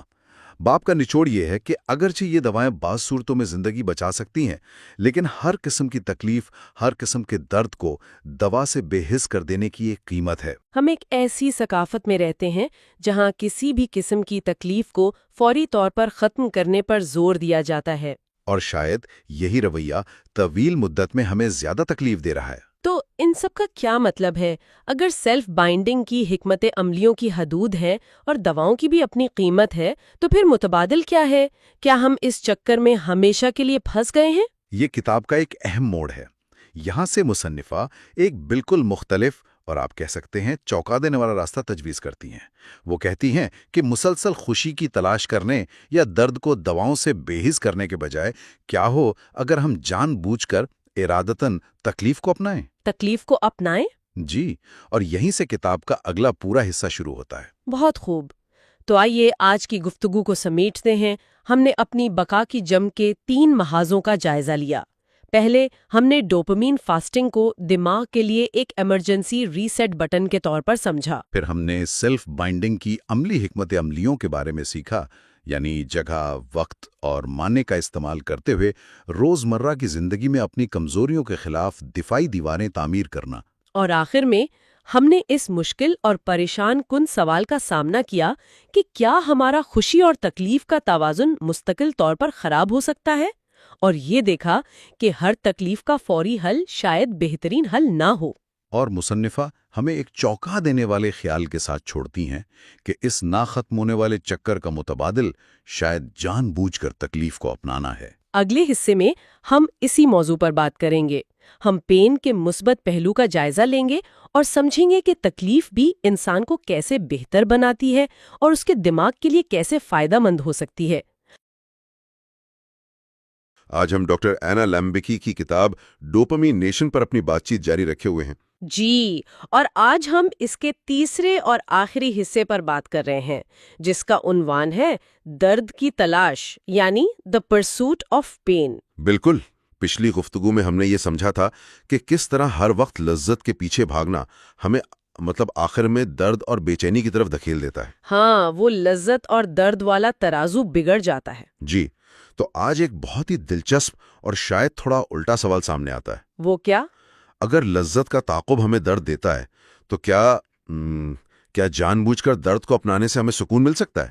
یہ خیال ہی بہت عجیب لگتا ہے نا؟ کہ تکلیف میں سکون کیسے مل سکتا ہے؟ بالکل، لیکن کتاب کا یہ پورا حصہ اسی نقطے پر ہے۔ اچھا۔ اور یہ بحالی کے لیے 3 بہت ہی غیر روایتی لیکن طاقتور اوزار پیش کرتا ہے۔ کون کون سے؟ پہلا ہے جان بوجھ کر درد کو اپنانا، دوسرا ہے مکمل سچائی یعنی ریڈیکل آنیسٹی، اور تیسرا جو شاید سب سے متنازع ہے وہ ہے معاشرتی شرمندگی، پرو سوشل شیم۔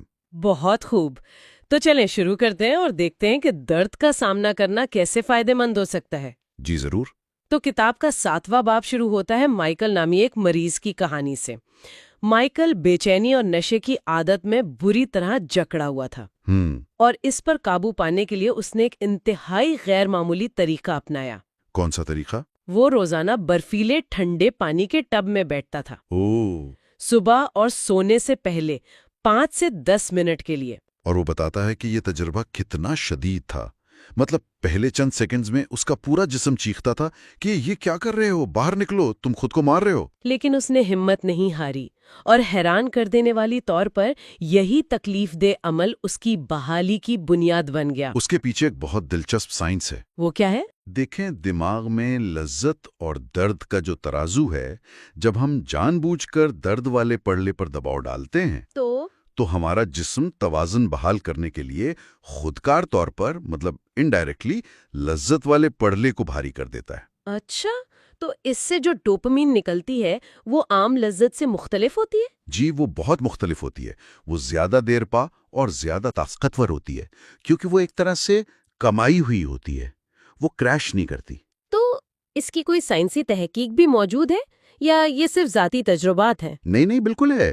کتاب میں پراگ میں کی گئی ایک تحقیق کا حوالہ ہے۔ اس میں کیا ہوا تھا؟ کچھ لوگوں کو 1 گھنٹے کے لیے 14 ڈگری سیلسیس کے ٹھنڈے پانی میں بٹھایا گیا۔ 1 گھنٹے کے لیے؟ جی، اور نتائج واقعی حیران کن تھے۔ ان کے خون میں ڈوپامین کی سطح میں 250% اضافہ ہوا۔ 250%؟ یہ تو ناقابل یقین لگتا ہے۔ اور نورا ایپینیفرین، جو توجہ اور موڈ کو بہتر بناتا ہے، اس کی سطح 530% تک بڑھ گئی۔ واہ! اور سب سے اہم بات یہ تھی کہ یہ بلند سطح پانی سے نکلنے کے کئی گھنٹوں بعد تک برقرار رہی۔ یعنی صرف 1 گھنٹے کی تکلیف کا اثر کئی گھنٹوں تک رہتا ہے؟ بالکل، اور اسی عمل کو سائنس کی زبان میں ہارمیسس کہتے ہیں۔ ہارمیسس؟ جی، یعنی کم مقدار میں تکلیف دہ محرکات کا سامنا کرنا جو طویل مدت میں جسم کے لیے فائدہ مند ثابت ہوتے ہیں۔ اچھا، تو ورزش بھی اسی کی ایک مثال ہوئی؟ بہترین مثال ہے۔ جب ہم ورزش کرتے ہیں تو ہم اپنے پٹھوں کو تکلیف دیتے ہیں، انہیں توڑتے ہیں۔ یہ ایک قسم کا درد ہے۔ صحیح۔ لیکن اس کے جواب میں ہمارا جسم نہ صرف ان پٹھوں کو پہلے سے زیادہ مضبوط بناتا ہے بلکہ اینڈورفنز بھی خارج کرتا ہے جو ہمیں اچھا محسوس کراتے ہیں۔ لیکن کیا یہ خطرناک نہیں ہو سکتا؟ میرا مطلب ہے، کیا انسان درد کا بھی عادی ہو سکتا ہے؟ یہ ایک بہت اہم نکتہ ہے اور کتاب اس پر بھی خبردار کرتی ہے۔ بالکل، ہم درد کے بھی عادی ہو سکتے ہیں۔ کیسے؟ بہت زیادہ یا شدید درد بھی ہمیں ڈوپامین کی کمی کا شکار بنا سکتا ہے۔ کتاب میں اسکائی ڈائیورز کی مثال ہے۔ جو اتنے شدید مسیت کے عادی ہو جاتے ہیں کہ انہیں عام زندگی میں خوشی ہی نہیں ملتی۔ یا وہ کھلاڑی جنہیں اوور ٹریننگ سنڈروم ہو جاتا ہے۔ بالکل، اور ورزش سے جو سکون انہیں پہلے ملتا تھا وہ ملنا بند ہو جاتا ہے۔ تو توازن یہاں بھی کلیدی ہے۔ صحیح، یعنی صرف جسمانی چیلنجز کافی نہیں ہیں، بحالی کا سفر اس سے کہیں زیادہ گہرا ہے۔ جی، اور اس میں ایک ایسے چیلنج کا سامنا کرنا پڑتا ہے جو شاید ٹھنڈے پانی میں بیٹھنے سے بھی زیادہ مشکل ہو، اور وہ ہے اپنے اور دوسروں کے سامنے مکمل سچ بولنا۔ جی، اور یہی 8ویں باب کا موضوع ہے، مکمل سچائی یا ریڈیکل آنیسٹی۔ اس کا مطلب صرف بڑے جھوٹ سے بچنا تو نہیں ہوگا۔ نہیں، اس کا مطلب ہے چھوٹی سے چھوٹی بات میں بھی سچ بولنا، خاص طور پر تب جب اس سے ہماری کوئی کمزوری یا غلطی ظاہر ہو۔ کتاب کے مطابق یہ 3 طریقوں سے ہماری مدد کرتا ہے۔ پہلا تو یہ کہ ہمیں اپنے اعمال سے آگاہی ملتی ہے۔ دوسرا، یہ گہرے اور مخلص انسانی تعلقات بناتا ہے۔ اور تیسرا، یہ ہماری زندگی کی ایک سچی کہانی تشکیل دیتا ہے جو ہمیں جواب دہ بناتی ہے۔ لیکن یہ ریڈیکل ہانیسٹی حقیقی زندگی میں کتنی عملی ہے؟ کتاب میں جیکب کی مثال دی گئی ہے، جب اس نے اپنی بیوی کو اپنی لغزش کے بارے میں سچ بتایا تو اس کا رد عمل تو بہت مثبت تھا، لیکن کیا ہمیشہ ایسا ہوتا ہے؟ یہ ایک جائز خدشہ ہے، لیکن کتاب کا نقطہ یہ ہے کہ نشے اور جھوٹ کا چولی دامن کا ساتھ ہے۔ نشے کا عادی شخص جھوٹ بولتا ہے جس سے وہ تنہا ہوتا ہے، اور یہی تنہائی اسے واپس نشے کی طرف دھکیلتی ہے۔ اس چکر کو توڑنے کا واحد راستہ سچائی ہے۔ تو جب جیکب نے سچ بولا تو اس کی بیوی نے غصہ کرنے کے بجائے اس کا شکریہ ادا کیا۔ جی، کہ اس نے سچ بولا۔ اس ایک لمحے نے ان کے رشتے کو تباہ کرنے کے بجائے اور مضبوط بنا دیا۔ تو اس کے پیچھے بھی کوئی حیاتیاتی وجہ ہے، جیسے درد کے معاملے میں تھی؟ یقیناً ہے، سچ بولنے سے جو قریبی تعلق بنتا ہے، ان لمحات میں ہمارے جسم میں آکسیٹوسن نامی ہارمون خارج ہوتا ہے۔ اچھا، جسے لو ہارمون بھی کہتے ہیں۔ بالکل، اور یہ آکسیٹوسن دماغ کے ریوارڈ پاتھ وے میں براہ راست ڈوپامین کے اخراج کو بڑھاتا ہے۔ تو اس طرح سچ بولنا اور اس سے بننے والا انسانی تعلق خود ایک انعام بن جاتا ہے۔ جی، یہ نشے کی مصنوعی لذت کا قدرتی اور صحت مند متبادل ہے۔ کتاب میں ڈسکلوجر پورن اور ڈرنکالاگز جیسی اصطلاحات بھی استعمال ہوئی ہیں، یہ کیا چیز ہے؟ ہاں، یہ ایک اہم نقطہ ہے۔ ان کا مطلب ہے اپنی تکلیف دہ کہانیوں کی نمائش کرنا، جیسے کوئی تماشا ہو۔ یعنی ہمدردی یا توجہ حاصل کرنے کے لیے؟ بالکل، یہاں مقصد سچا تعلق بنانا نہیں ہوتا۔ یہ ایمانداری نہیں، بلکہ ایمانداری کا دکھاوا ہے جو بحالی کے عمل کو نقصان پہنچاتا ہے۔ کیونکہ اس میں ذمہ داری قبول کرنے کے بجائے خود کو مظلوم ظاہر کیا جاتا ہے۔ جی، بحالی کا اصل مقصد اپنی ذمہ داری قبول کرنا ہے، جی، جیسا کہ الکوہولکس انانیمس یعنی اے کا نعرہ ہے، میں ذمہ دار ہوں۔ ٹھیک ہے۔ تو ہم نے جسمانی درد کو اپنانے اور پھر سچائی کے جذباتی درد کا سامنا کرنے کی بات کی۔ اب کتاب کے 9ویں باب میں ایک ایسے تصور پر بات کی گئی ہے جو شاید ان دونوں سے زیادہ مشکل لگتا ہے، اور وہ ہے شرمندگی۔ شرمندگی۔ لیکن یہ تو ایک منفی جذبہ ہے نا؟ ہم اسے مثبت طور پر کیسے استعمال کر سکتے ہیں؟ آپ کا سوال بالکل درست ہے، اور یہی اس باب کا مرکزی نقطہ ہے۔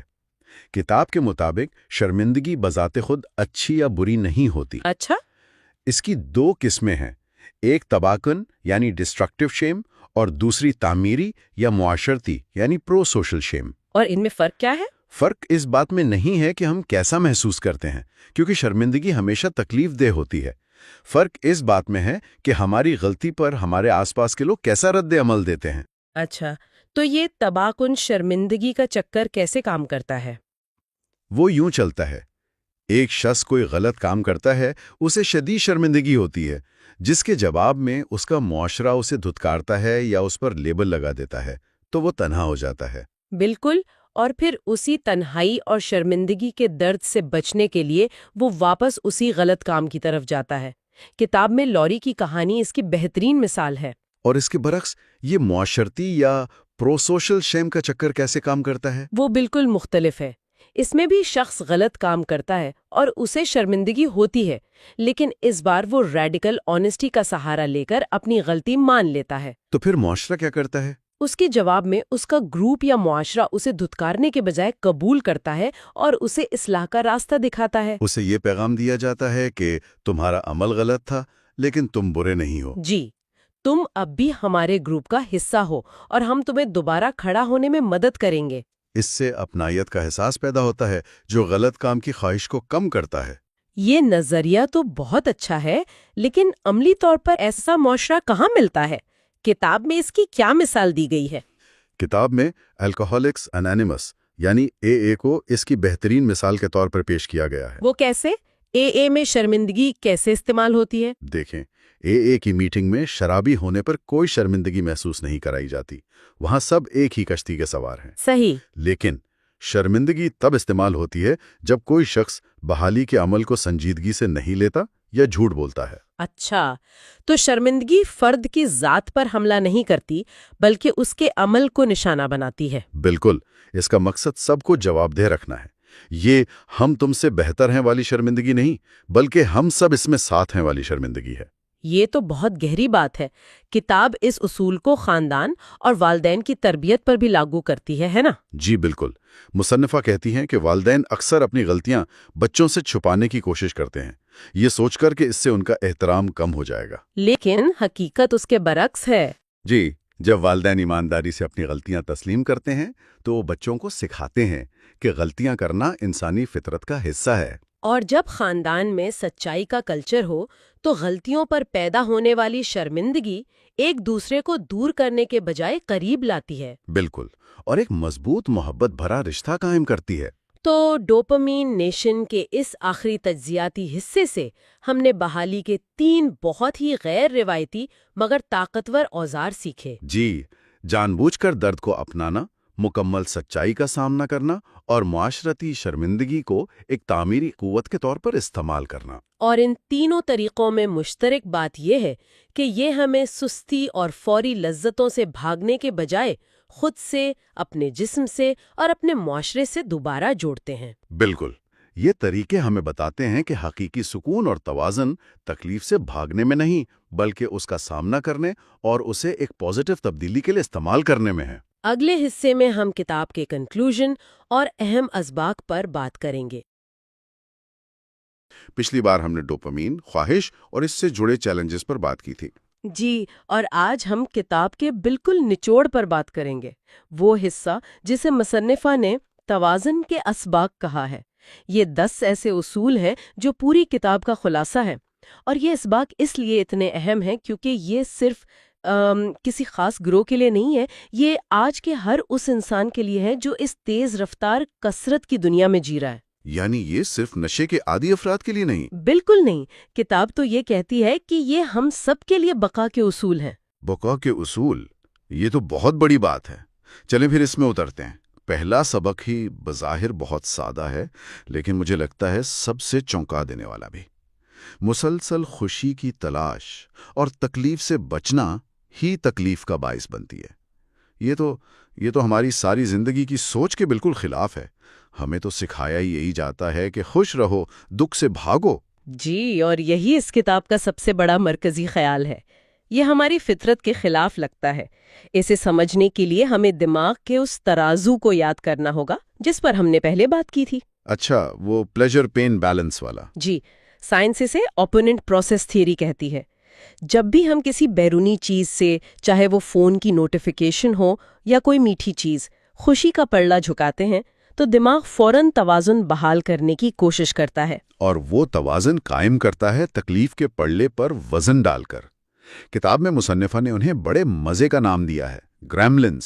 بالکل، وہ چھوٹے خیالی کردار جو تکلیف کے پلڑے پر کود پڑتے ہیں، لیکن وہ صرف ترازو کو برابر نہیں کرتے بلکہ دوسری طرف جھکا دیتے ہیں۔ جی، وہ اسے تکلیف کی طرف اتنا ہی جھکا دیتے ہیں۔ یہ ایک قدرتی رد عمل ہے۔ مسئلہ تب ہوتا ہے جب ہم بار بار مسلسل خوشی کے پلڑے کو دباتے رہتے ہیں، تو یہ گریملنز نہ صرف تعداد میں بڑھ جاتے ہیں بلکہ زیادہ طاقتور ہو کر مستقل طور پر تکلیف کے پلڑے پر بیٹھ جاتے ہیں۔ جس کا مطلب یہ ہوا کہ ہمارا جو نارمل سٹیٹ ہے، ہماری بیس لائن، وہ خوشی سے ہٹ کر مستقل ایک بے چینی اور تکلیف کی کیفیت بن جاتی ہے، اور پھر ہمیں وہی خوشی حاصل کرنے کے لیے زیادہ ڈوز چاہیے ہوتی ہے۔ ایک وقت آتا ہے کہ ہم صرف نارمل محسوس کرنے کے لیے وہ چیز استعمال کر رہے ہوتے ہیں، خوشی تو وہ تو کب کی جا چکی ہوتی ہے۔ آپ نے بالکل صحیح پکڑا، یہی لت کا پورا میکینزم ہے، اور اسی لیے پہلا سبق اتنا اہم ہے۔ خوشی کے پیچھے بھاگنا اصل میں تکلیف کا راستہ ہے۔ ٹھیک ہے، یہ بات تو سمجھ آ گئی۔ لیکن پھر کتاب ایک اور مطلب حیران کن موڑ لیتی ہے چھٹے سبق میں، جو پہلے کا بالکل الٹ لگتا ہے۔ تکلیف کے پلڑے پر جان بوجھ کر دباؤ ڈالنے سے ہمارا توازن خوشی کی طرف جھک جاتا ہے۔ اب یہ کیا بات ہوئی؟ یہ واقعی ایک انقلابی خیال ہے۔ اس کے پیچھے ہارمیسس کا اصول کام کرتا ہے۔ مطلب یہ کہ کوئی چیز جو زیادہ مقدار میں نقصان دہ ہو، کم مقدار میں فائدہ دے سکتی ہے۔ جب ہم جان بوجھ کر خود کو معمولی برداشت کے قابل تکلیف سے گزارتے ہیں، جیسے سخت ورزش یا ٹھنڈے پانی سے نہانا؟ بالکل، یا روزہ رکھنا، تو ہمارا دماغ اس تکلیف کا مقابلہ کرنے کے لیے اپنے اندرونی خوشی کے کیمیکلز خارج کرتا ہے، ڈوپامین، اینڈورفنز۔ اچھا، تو یہ خوشی اندر سے آ رہی ہے، باہر سے نہیں؟ یہی کلیدی فرق ہے۔ چونکہ یہ اندرونی ہے، اس کے بعد وہ گریملنز والا جھٹکا نہیں لگتا، کوئی کم ڈاؤن نہیں ہوتا، بلکہ یہ ہمارے توازن کو آہستہ سے اور دیر تک خوشی کی طرف لے جاتی ہے۔ تبھی ایک سخت ورزش کے بعد گھنٹوں تک اچھا محسوس ہوتا ہے۔ جی، کیونکہ یہ وہ خوشی ہے جو آپ نے کمائی ہے۔ لیکن یہاں بھی تو ایک خطرہ ہو سکتا ہے نا؟ 7واں سبق اسی بارے میں خبردار کرتا ہے۔ تکلیف کا عادی بننے سے بھی ہوشیار رہنا چاہیے۔ اسے حکمت سے اپنی زندگی میں شامل کرنا ہمیں زیادہ مضبوط بناتا ہے۔ تو یہ بنیادی فلسفہ ہو گیا۔ اب آتے ہیں کچھ عملی طریقوں پر۔ دوسرا سبق کہتا ہے صحت یابی کا آغاز پرہیز سے ہوتا ہے۔ یہ بہت سخت لگتا ہے۔ کیا تھوڑا کم کرنے سے کام نہیں چل سکتا؟ یہ بہت عام سوال ہے۔ کتاب اس پر بہت واضح ہے۔ مصنفہ کہتی ہیں کہ جب دماغ کا ریوارڈ سسٹم ہائی جیک ہو چکا ہو تو کم استعمال کی کوشش تقریباً ہمیشہ ناکام ہوتی ہے۔ یہ ایسا ہے جیسے آپ کسی گہرے زخم کو بار بار چھیڑیں اور امید کریں کہ وہ ٹھیک ہو جائے گا۔ پرہیز کم از کم 30 دن کا دماغ کو ریسیٹ ہونے کا موقع دیتا ہے۔ یعنی ان گریملنز کو تکلیف کے پلڑے سے اترنے کا وقت دینا۔ بالکل، اور یہیں سے تیسرا سبق نکلتا ہے جو پرہیز کا سب سے خوبصورت انعام ہے۔ پرہیز دماغ کا توازن بحال کرتا ہے اور اس کے ساتھ چھوٹی اور سادہ چیزوں سے خوشی حاصل کرنے کی ہماری صلاحیت بھی لوٹ آتی ہے۔ یہ بات مجھے بہت پسند آئی۔ جب دماغ کو ہر وقت تیز محرکات نہیں ملتے تو اسے دوبارہ چھوٹی چیزوں میں خوبصورتی نظر آنے لگتی ہے۔ دوست سے گفتگو، سورج کا نکلنا۔ جی، ایک کپ چائے بھی خوشی دے سکتی ہے۔ ہماری حساسیت لوٹ آتی ہے، اور اسے برقرار رکھنے کے لیے چوتھا سبق آج کی دنیا میں شاید سب سے اہم ہے، خود پر پابندی یعنی سیلف بائنڈنگ لگانا۔ سیلف بائنڈنگ یعنی جان بوجھ کر اپنی اور لت والی چیز کے بیچ رکاوٹیں کھڑی کرنا، جیسے فون دوسرے کمرے میں رکھنا یا گھر میں میٹھا نہ لانا۔ جی، اور یہاں اہم ترین بات یہ سمجھنا ہے کہ یہ قوت ارادی کی کمزوری نہیں بلکہ حکمت اور طاقت کی علامت ہے۔ اچھا، دیکھیں، ہم ایسی دنیا میں ہیں جہاں اربوں ڈالر کی انڈسٹریز ہماری قوت ارادی کو توڑنے کے لیے کام کر رہی ہیں، تو اپنے ماحول کو کنٹرول کرنا ایک سمجھداری کی حکمت عملی ہے، شرم کی بات نہیں۔ یہ واقعی ایک نیا زاویہ ہے۔ اچھا، اب ان گہرے نفسیاتی اوزاروں کی طرف آتے ہیں جو کتاب بتاتی ہے۔ 8واں سبق مجھے بہت دلچسپ لگا۔ مکمل سچائی یعنی ریڈیکل آنیسٹی بیداری کو فروغ دیتی ہے۔ اس کا لت سے کیا تعلق؟ مکمل سچائی کا مطلب ہے کہ ہم اپنے رویے کے بارے میں کھل کے بات کریں، چاہے کسی تھراپسٹ سے یا کسی دوست سے۔ جب ہم سچ بولتے ہیں تو پہلی بار ہم اپنے اعمال کو صاف صاف دیکھ پاتے ہیں، انکار کے دھن چھٹ جاتی ہے۔ بالکل، اور اس سے بھی اہم بات، یہ ہمیں تنہائی سے نکالتا ہے۔ جب ہم اپنی کمزوریاں دوسروں کے سامنے رکھتے ہیں تو ایک حقیقی اور گہرا تعلق بنتا ہے جو کسی بھی نشے سے زیادہ طاقتور ہے۔ یہ بہت دلچسپ ہے کہ اس کے فوراً بعد 9واں سبق شرم کے بارے میں ہے۔ معاشراتی طور پر مثبت شرم یعنی پروسیشل شیم اس بات کی تصدیق کرتی ہے کہ ہم انسانی قبیلے کا حصہ ہیں۔ تو کیا یہ سچائی کا عمل اس زہریلی شرم کو ایک صحت مند شرم میں بدل دیتا ہے؟ اچھا، یہ ہمیں جوابدہ بناتی ہے، یہ ہمیں یاد دلاتی ہے کہ ہم اکیلے نہیں ہیں، یہ تعلق کا احساس دلاتی ہے، تنہائی کا نہیں۔ یہ واقعی ایک طاقتور خیال ہے۔ لیکن جب تکلیف بہت زیادہ ہو تو لوگ ادویات کا سہارا لیتے ہیں۔ 5واں سبق اسی نازک موضوع پر ہے۔ ادویات توازن بحال کر سکتی ہیں، لیکن ہمیں سوچنا چاہیے کہ ہر تکلیف کو دوا سے دور کر کے ہم کیا کھو دیتے ہیں۔ یہ بہت اہم نکتہ ہے۔ کتاب ادویات کے خلاف ہرگز نہیں، کئی بیماریوں میں وہ زندگی بچاتی ہیں۔ سوال اس سے زیادہ گہرا ہے۔ سوال یہ ہے کہ کیا ہر قسم کی انسانی تکلیف ایک بیماری ہے جسے فوراً ختم کرنا ضروری ہے؟ یعنی کیا ہم تکلیف سے سیکھنے کا موقع کھو رہے ہیں؟ بالکل، تکلیف سے گزرنا، اس کا سامنا کرنا، یہ ہمیں مضبوط بناتا ہے، ہمیں ہمدردی سکھاتا ہے، زندگی کی قدر کرنا سکھاتا ہے۔ کتاب یہ سوال اٹھاتی ہے کہ اگر ہم ہر بے چینی، ہر اداسی کو ایک گولی سے دبا دیں گے تو کیا ہم اپنی روحانی نشوونما کو روک نہیں رہے؟ اور اب ہم آخری 10ویں سبق پر پہنچتے ہیں، جو شاید ان سب کا نچوڑ ہے۔ دنیا سے بھاگنے کے بجائے ہم اس میں ڈوب کر فرار تلاش کر سکتے ہیں۔ یہ بہت گہری بات ہے۔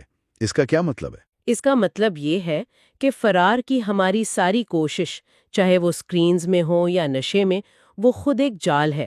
حقیقی سکون اس دنیا سے بھاگنے میں نہیں، بلکہ اس میں پوری طرح شامل ہونے میں ہے۔ اپنے کام میں، اپنے رشتوں میں۔ جی، اپنے چیلنجز میں بھی۔ جب ہم اپنی مشکلات کا سامنا کرنے سے بھاگنے کے بجائے ان کا سامنا کرتے ہیں تو ہم ان میں ہی ایک مقصد اور معنی تلاش کر سکتے ہیں۔ تو پھر فرار کی ضرورت ہی ختم ہو جاتی ہے، کیونکہ آپ جہاں ہیں وہیں پوری طرح موجود ہیں۔ بالکل، جب زندگی خود دلچسپ اور بامانی ہو تو اس سے بھاگنے کی خواہش کم ہو جاتی ہے۔ تو ان تمام اسباق کا خلاصہ یہ ہے کہ توازن کا راستہ کوئی ایک دن کا کام نہیں ہے، یہ ایک مسلسل عمل ہے جس کے لیے صبر اور کوشش کی ضرورت ہے۔ کتاب میں ایک مریضہ ماریا کا ایک بہت خوبصورت حوالہ ہے۔ جی، وہ کہتے ہیں صحت یابی ہیری پوٹر کے اس منظر کی طرح ہے جب ڈمبلڈور ایک تاریک گلی سے گزرتے ہوئے ایک ایک کر کے چراغ جلاتا جاتا ہے۔ جب وہ گلی کے آخر میں پہنچ کر پیچھے مڑ کر دیکھتا ہے تو اسے اپنی ترقی کی روشنی میں پوری گلی روشن نظر آتی ہے۔ یہ ایک بہترین تشبیہ ہے۔ ترقی شاید روز نظر نہ آئے، لیکن وقت کے ساتھ اس کے اثرات واضح ہوتے ہیں۔ اور شاید آج کے سامعین کے لیے ایک سوچ طلب سوال یہ ہو سکتا ہے، کتاب کہتی ہے کہ ہم بارش کے جنگل میں اگے ہوئے کیکٹس کی طرح ہیں جو اس کثرت کی دنیا کے لیے نہیں بنے۔ تو اس ہفتے اپنی زندگی میں توازن لانے کے لیے جان بوجھ کر صرف ایک بار کوئی معمولی سی تکلیف یا پرہیز شامل کرنے کا کیا اثر ہو سکتا ہے؟ شاید کسی ڈیوائس سے 1 گھنٹے کی دوری یا ایک مشکل ورزش۔ اس چھوٹے سے تجربے سے اپنے بارے میں کیا سیکھنے کو مل سکتا ہے؟ یہ ایک بہترین چیلنج ہے۔ اگلے اور آخری حصے میں ہم اس پوری کتاب ڈوپامین نیشن کا ایک جامع خلاصہ پیش کریں گے تاکہ تمام اہم نکات ایک جگہ پر سمٹ آئیں۔ ہمارے ساتھ شامل ہونے کا شکریہ۔ آج ہم ڈاکٹر اینا لیمکے کی بہت ہی زبردست کتاب ڈوپامین نیشن پر اپنی سیریز کے آخری حصے میں ہیں۔ جی، پچھلے چند حصوں میں ہم نے کتاب کے مختلف ابواب کو تفصیل سے دیکھا، لیکن آج کا مقصد ان تمام بکھرے ہوئے دھاگوں کو ایک ساتھ بن کر ایک مکمل تصویر پیش کرنا ہے۔ بالکل، آج ہم صرف خلاصہ نہیں کریں گے بلکہ کوشش کریں گے کہ کتاب کا جو مین سائنٹیفک میسج ہے نا، اس کی تہہ تک جائیں اور یہ سمجھیں کہ ایک ایسی دنیا میں جہاں ہر طرف لذت اور فوری تسکین کا سیلاب آیا ہوا ہے، وہاں ہم خوشی اور تکلیف کے درمیان وہ نازک توازن کیسے قائم رکھ سکتے ہیں۔ یہ صرف ایک کتاب کا تجزیہ نہیں، یہ ایک طرح سے جدید دور میں جینے کے فن کو سمجھنے کی کوشش ہے۔ تو آئیے شروع کرتے ہیں۔ کتاب کا جو مرکزی خیال ہے نا، وہ سننے میں بہت سادہ لگتا ہے لیکن اس کے اثرات بہت گہرے ہیں۔ اور وہ کیا ہے؟ مصنفہ کہتی ہیں کہ اصل مسئلہ یہ ہے کہ ہم نے دنیا کو ایک کمی کی جگہ سے بے تحاشا کثرت کی جگہ میں بدل دیا ہے۔ بالکل، بے تحاشا کثرت، یہ ایک بہت بڑا دعویٰ ہے۔ کیا واقعی صورتحال اتنی بدل گئی ہے؟ دیکھیں، یہ دعویٰ ہی کتاب کی بنیاد ہے، اور جب آپ اعداد و شمار دیکھتے ہیں تو یہ حقیقت لگتا ہے۔ اچھا، ذرا سوچیں، پچھلی چند دہائیوں میں خوراک، معلومات، خبریں، منشیات، گیمنگ، سوشل میڈیا، ہر چیز کی مقدار، ورائٹی اور شدت میں ایک دھماکہ خیز اضافہ ہوا ہے۔ صحیح۔ ہمارے آباء و اجداد کے لیے وسائل کی کمی ایک چیلنج تھی، اور ہمارے لیے وسائل کی بہتات ایک بحران بن چکی ہے۔ کتاب میں ایک بہت ہی آپ کہیں چونکا دینے والی تشبیہ استعمال کی گئی ہے۔ وہ کیا ہے؟ اسمارٹ فون کو جدید دور کی سرنج یعنی ہائپوڈرمک نیڈل کہا گیا ہے۔ جدید دور کی سرنج، یہ سننے میں بہت سخت لگتا ہے۔ سخت ہے، لیکن جب آپ اس پر غور کریں تو بات سمجھ میں آتی ہے۔ ایک ایسی ڈیوائس جو ہر وقت آپ کے ساتھ ہے اور ایک کلک پر آپ کو ڈیجیٹل ڈوپامین کی ایک خوراک فراہم کرتی ہے۔ چاہے وہ سوشل میڈیا کی لائکس ہوں یا کوئی نئی ویڈیو۔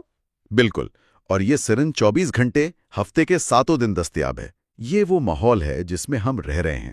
اور کتاب کا مرکزی نقطہ یہ ہے کہ ہمارا دماغ اس ماحول کے لیے بنا ہی نہیں ہے۔ جی، ہمارا دماغ لاکھوں سالوں کے ارتقاء کے بعد کمی اور قلت کے ماحول میں زندہ رہنے کے لیے ڈھلا تھا، اور اب ہم نے اسے ایک ایسی دنیا میں لا کھڑا کیا ہے جو ڈوپامین کا ایک لامتناہی سمندر ہے۔ یہیں سے بات واقعی دلچسپ اور تھوڑی پریشان کن بھی ہو جاتی ہے۔ تو اس پوری بحث کے مرکز میں ایک سائنسی تصور ہے جس پر کتاب کی پوری عمارت کھڑی ہے۔ وہ کیا ہے؟ وہ تصور ہے خوشی اور تکلیف کا توازن، یعنی پلیجر پین بیلنس۔ اچھا، یہ شاید کتاب کی سب سے اہم سائنسی دریافت ہے۔ نیورو سائنس دانوں نے یہ پایا ہے کہ ہمارا دماغ خوشی اور تکلیف کو الگ الگ جگہوں پر پروسیس نہیں کرتا، تو پھر کہاں کرتا ہے؟ ایک ہی جگہ پر کرتا ہے، اور یہ دونوں ایک ترازو کے دو پلڑوں کی طرح کام کرتے ہیں۔ جب ایک پلڑا نیچے جاتا ہے تو دوسرا لازماً اوپر اٹھتا ہے۔ یعنی خوشی اور تکلیف ایک ہی سکے کے دو رخ ہیں۔ یہ خیال ہمارے عام تاثر سے تو بہت مختلف ہے۔ بالکل مختلف ہے۔ ہم ان دونوں کو بالکل متضاد چیزیں سمجھتے ہیں۔ تو اس ترازو میں ڈوپامین کا کیا کردار ہے؟ ڈوپامین اس ترازو کے جھکاؤ کو ناپنے کی کرنسی ہے۔ سائنسدان کسی بھی تجربے یا مادے کی لت لگانے کی صلاحیت کو اس بات سے ناپتے ہیں کہ وہ دماغ کے ریوارڈ سرکٹ میں کتنا ڈوپامین خارج کرتا ہے۔ کتاب میں اس کی کچھ مثالیں بھی دی گئی ہیں نا؟ جی، اور وہ کافی حیران کن ہے۔ جیسے چاکلیٹ کھانے سے ہمارے بیس لائن ڈوپامین میں 55% اضافہ ہوتا ہے، 55%؟ سیکس سے 100%، نکوٹین سے 150%۔ یہ اعداد و شمار ہی کافی چونکا دینے والے ہیں، لیکن بات یہاں ختم نہیں ہوتی۔ جی نہیں، کوکین سے یہ اضافہ 225% تک ہوتا ہے، اور ایمفیٹامین، اس سے ڈوپامین کی سطح میں 1000% تک اضافہ ہو سکتا ہے۔ 1000%؟ یہ تو دماغ کے لیے ایک ایٹمی دھماکے جیسا ہوگا۔ بالکل۔ تو جب ہم ان میں سے کوئی بھی کام کرتے ہیں تو ترازو خوشی کی طرف جھک جاتا ہے، لیکن پھر کیا ہوتا ہے؟ کیا وہ ہمیشہ وہیں جھکا رہتا ہے؟ نہیں، اور یہی اس تصور کا سب سے اہم اور تکلیف دہ پہلو ہے۔ اچھا۔ ہمارا دماغ توازن کو پسند کرتا ہے۔ اس حالت کو ہومیوسٹیسس کہتے ہیں۔ جیسے ہی ترازو خوشی کی طرف جھکتا ہے، دماغ فوری طور پر اسے واپس مرکز میں لانے کے لیے کام شروع کر دیتا ہے۔ ٹھیک ہے۔ لیکن وہ صرف اسے واپس نہیں لاتا، بلکہ ایک مخالف عمل کے ذریعے ترازو کو اتنی ہی شدت سے تکلیف کی طرف جھکا دیتا ہے۔ اسے اپوننٹ پروسیس تھیوری کہتے ہیں۔ سادہ الفاظ میں، جو اوپر جاتا ہے وہ نیچے ضرور آتا ہے۔ بالکل۔ ہر لذت کے بعد ایک ہلکی سی تکلیف، کمی یا خواہش کی کیفیت پیدا ہوتی ہے، جسے ہم کمنگ ڈاؤن یا ہینگ اوور کہہ سکتے ہیں۔ تو اس کا مطلب یہ ہوا کہ اگر ہم بار بار ایک ہی خوشی کے پیچھے بھاگیں، چاہے وہ دن میں 50 بار انسٹاگرام چیک کرنا ہو یا کوئی ویڈیو گیم، تو یہ توازن کا کھیل کیسے بدلتا ہے؟ یہ تو ایک خطرناک چکر لگتا ہے۔ اور یہ واقعی ایک خطرناک چکر ہے۔ جب ہم بار بار ایک ہی سٹیمولس سے ڈوپامین حاصل کرتے ہیں تو ہمارا دماغ خود کو اس حملے سے بچانے کے لیے ڈھال لیتا ہے۔ اسے کہتے ہیں نیورو اڈاپٹیشن۔ Neuro adaptation. اور اس کے کیا نتیجے نکلتے ہیں؟ اس کے دو نتیجے نکلتے ہیں۔ پہلا، خوشی کا ابتدائی جھکاؤ وقت کے ساتھ کمزور اور مختصر ہوتا جاتا ہے۔ آپ کو وہ مزہ نہیں آتا جو پہلی بار آیا تھا۔ صحیح۔ اور دوسرا، جو تکلیف کا جوابی رد عمل ہے وہ مضبوط اور طویل ہوتا جاتا ہے۔ تو وقت کے ساتھ ہمیں اسی خوشی کو حاصل کرنے کے لیے زیادہ محنت کرنی پڑتی ہے، اور اس کے بعد آنے والی تکلیف زیادہ شدید ہوتی ہے۔ کیا یہ وہی چیز ہے جسے ہم عام زبان میں ٹالرنس کہتے ہیں؟ بالکل، اور اس سے بھی زیادہ خطرناک بات یہ ہے کہ ہمارا خوشی کا جو بنیادی پیمانہ ہے، جسے ہیڈونک سیٹ پوائنٹ کہتے ہیں، وہ مستقل طور پر تکلیف کی طرف کھسک جاتا ہے۔ اچھا، اس کا کیا مطلب ہوا؟ اس کا مطلب یہ کہ جب آپ کچھ بھی نہیں کر رہے ہوتے تو آپ کی طبیعت میں ایک بے چینی، چڑچڑاپن اور عدم اطمینان کی کیفیت رہنے لگتی ہے۔ خوشی محسوس کرنے کی صلاحیت کم ہو جاتی ہے اور تکلیف کے لیے حساسیت بڑھ جاتی ہے۔ کیا کتاب میں اس کی کوئی ایسی مثال ہے جو اس پیچیدہ تصور کو سمجھنے میں مدد دے؟ کیونکہ یہ صرف تھیوری نہیں لگ رہی، یہ بہت سے لوگوں کی زندگی کی حقیقت ہو سکتی ہے۔ کتاب میں کئی مثالیں ہیں، لیکن دو بہت طاقتور ہیں۔ ایک خود مصنفہ کی ذاتی کہانی ہے۔ وہ رومانوی ناول پڑھنے کی عادی ہو گئی تھیں۔ اچھا۔ شروع میں انہیں ہلکی پھلکی کہانیاں اچھی لگتی تھیں، لیکن وقت کے ساتھ ساتھ انہیں وہی لطف حاصل کرنے کے لیے زیادہ سے زیادہ شدید، گرافک اور تاریک مواد کی ضرورت پڑنے لگی۔ یعنی کتاب پڑھنے جیسی معصوم عادت بھی اسی پیٹرن پر چل سکتی ہے؟ جی ہاں، کیونکہ دماغ کے لیے محرک کی نوعیت سے زیادہ اس سے پیدا ہونے والے ڈوپامین کی مقدار اہم ہے۔ اور دوسری مثال؟ دوسری مثال ان مریضوں کی ہے جو دائمی درد کے لیے اوپیوئڈز جیسی طاقتور درد کش ادویات لیتے تھے۔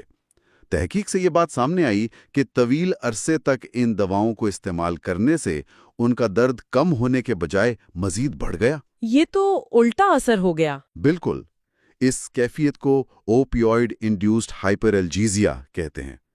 ان کے دماغ کا توازن اتنا بگڑ چکا تھا کہ وہ تکلیف کے لیے انتہائی حساس ہو گئے تھے۔ یہ سن کر تو کافی مایوسی ہوتی ہے۔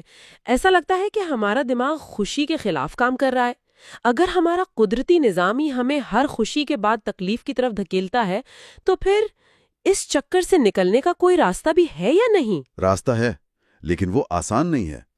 کتاب کے مطابق اس بگڑے ہوئے توازن کو بحال کرنے کا پہلا اور سب سے بنیادی قدم ہے پرہیز، ایبسٹیننس۔ پرہیز؟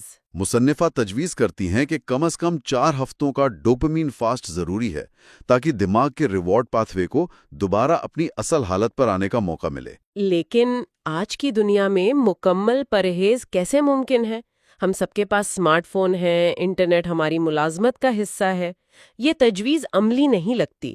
آپ کا سوال بالکل درست ہے، اور یہیں پر کتاب ایک اور اہم تصور متعارف کرواتی ہے جسے سیلف بائنڈنگ کہتے ہیں۔ Self binding? جی، یعنی خود کو باندھنا۔ اس کا مطلب ہے کہ ہم اپنی خواہش اور اس کی تکمیل کے درمیان جان بوجھ کر رکاوٹیں کھڑی کریں۔ خود کو باندھنا، یہ سننے میں اپنی کمزوری تسلیم کرنے جیسا ہے۔ کیا یہ ایک طرح کی ہار نہیں ہے؟ آپ اسے اس نظر سے بھی دیکھ سکتی ہیں، لیکن مصنفہ اسے ایک مختلف زاویے سے دیکھتی ہیں۔ وہ کہتی ہیں یہ کمزوری نہیں بلکہ اپنے ماحول اور اپنی نفسیات کی گہری سمجھ کی علامت ہے۔ اچھا۔ یہ تسلیم کرنا ہے کہ ہم جس ماحول میں رہ رہے ہیں وہ ہماری قوت ارادی کو شکست دینے کے لیے ڈیزائن کیا گیا ہے۔ سیلف بائنڈنگ اس غیر مساوی جنگ میں خود کو ایک موقع دینے کا نام ہے۔ تو یہ رکاوٹیں کس طرح کی ہو سکتی ہیں؟ اس کی کئی قسمیں ہیں، جیسے جسمانی پابندی، یعنی اس چیز کو اپنے ماحول سے ہٹا دینا۔ مصنفہ نے اپنے کنڈل کو گھر کے کونے میں بند کر دیا تاکہ وہ آسانی سے ناول ڈاؤن لوڈ نہ کر سکے۔ ٹھیک ہے، اور دوسری قسمیں؟ دوسری ہے وقتی پابندی، جیسے یہ طے کرنا کہ آپ دن میں صرف 1 گھنٹہ سوشل میڈیا استعمال کریں گے اور اس کے لیے ٹائمر لگائیں گے۔ یہ تو کیا جا سکتا ہے۔ تیسری ہے درجہ بندی کی پابندی، جس میں آپ کسی چیز کی کچھ اقسام کی اجازت دیتے ہیں اور کچھ پر پابندی لگاتے ہیں۔ مثال کے طور پر آپ خبریں پڑھیں گے لیکن صرف معتبر اخبارات کی ویب سائٹ سے، نہ کہ سوشل میڈیا کی لامتناہی فیڈ سے۔ یہ بہت عملی تجویز ہے، لیکن کتاب میں ایک اور خیال پیش کیا گیا ہے جو ان سب سے زیادہ غیر روایتی اور چونکا دینے والا ہے۔ جی ہاں، اب تک ہم نے ترازو کے تکلیف والے پڑھلے سے بچنے کی بات کی ہے، لیکن کتاب کہتی ہے کہ حل شاید اس پڑھلے کو اپنانے میں ہے۔ جی ہاں، اور یہ کتاب کے سب سے گہرے اور انقلابی خیالات میں سے ایک ہے۔ وہ کیسے؟ مصنفہ کہتی ہیں کہ اگر ہم جان بوجھ کر ترازو کے تکلیف والے پڑھلے پر تھوڑا دباؤ ڈالیں، جیسے سخت ورزش کرنا، ٹھنڈے پانی سے نہانا یا روزہ رکھنا، تو دماغ کا جو ہومیوسٹیٹک رد عمل ہے نا، وہ خوشی والے پڑھلے کو جھکا دیتا ہے۔ اچھا۔ یہ ایک بالواسطہ یعنی انڈائریکٹ خوشی ہے، لیکن یہ لذت کے براہ راست حصول سے ملنے والی خوشی سے کئی زیادہ دیر پا اور صحت مند ہوتی ہے۔ اس کی کوئی سائنسی وجہ بھی ہے؟ یہ تو محض سنی سنائی باتیں لگتی ہیں۔ نہیں، اس کے پیچھے ٹھوس سائنس ہے۔